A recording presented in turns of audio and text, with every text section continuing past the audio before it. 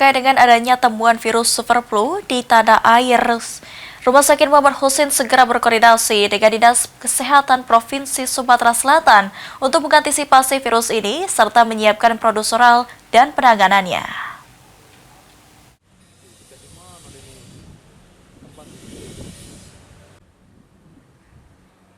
Virus varian influenza subclit K atau yang lebih dikenal dengan super flu mulai terkonfirmasi masuk Indonesia. Meski belum ditemukan kasus di Sumatera Selatan, Rumah Sakit Muhammad Hussein Palembang telah melakukan koordinasi bersama Dinas Kesehatan Provinsi untuk mengantisipasi penyebaran virus super flu di Sumatera Selatan.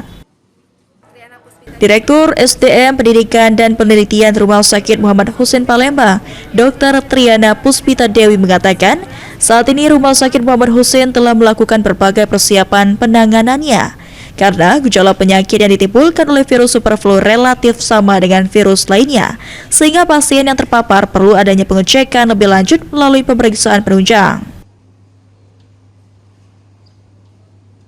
Ya, artinya semuanya terdeteksi by pemeriksaan penunjang tentunya ya. Jadi artinya memang virus seperti ini kan hampir semua gejalanya hampir sama dan mirip, tetapi paling tidak ada gejala-gejala yang bisa terdeteksi demikian rupa, itu kita bisa saring lagi, bisa kita cek kembali dengan melalui pemeriksaan penunjang.